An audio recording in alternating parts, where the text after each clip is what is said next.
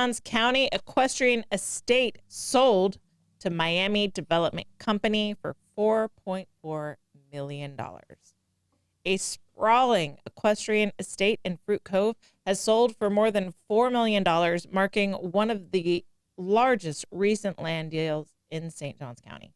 Clerk of Court records show the 56-acre property at 1595 Scott Road changed hands Friday in a $4.4 million transaction. The buyer is an LLC linked to Miami-based Millrose Properties, a company created earlier this year after a $6.5 billion spinoff from homebuilding giant Lennar Corporations. The sale included two parcels, one with a 4,700 square foot residence and another with about 54 acres of vacant land.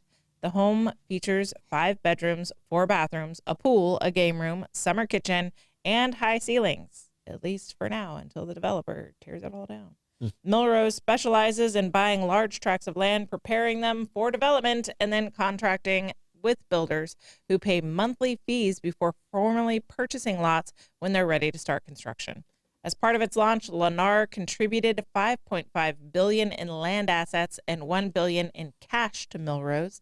CEO Darren Richmond says the firm's mission is to leverage its financial expertise and industry connections to create high-quality residential communities. For Fruit Cove, the purchase could mean future development, though county records show the property remains classified as rural land for now. Okay, another one bites the dust. Yeah. No, I mean, and if they're doing like 1 acre homes, I'm okay with that. Yeah. You know, but if they're going in there and they're just like going to take 54 and maximize the density on it, and you know, I think it's like 16-1 or something like that, and change that. But right now, they're going to have to go through. They're going to have to go through the whole process to get all that changed. Yeah. So because they have to change the use classification, right? Correct. Before they start anything else. Yeah, before they can do the rest of the development. So, but they wouldn't have bought it if they didn't think it would. It's got a path. It's got a path of success to it. So you're telling me there's a chance? Yeah, there's a chance on their side, but I mean, I mean, if we don't get a vote, but I mean, if it's a 1 acre tract, you know, and they're only doing like 54 homes, then I'm completely okay with that. Yeah. So, I mean, I think planned neighborhoods with large lots where you still have some land and you have some trees that are saved, I'm okay with that kind of development. It's the cut everything down and pack as many houses as you possibly can in there, built as cheaply as possible, just barely making code if you're making code. I'm not okay with that. Yeah. So, I mean, you know, and Diana was asking about the infrastructure, where this is located.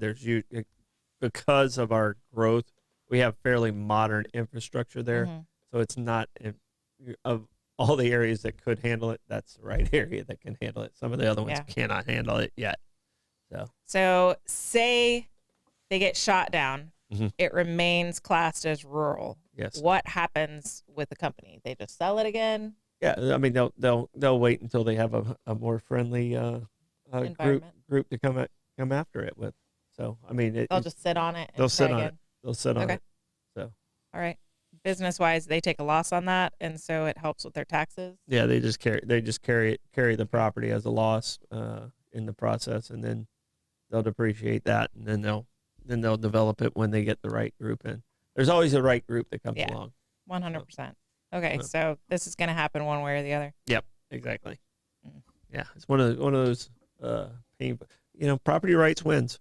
Yeah, it does. I mean, we're frustrated because we're getting overcrowded and stuff like that, but property rights wins. I mean, you know, unless we have somebody move here and then buy up everything extra and just leave it alone, which I don't see happening.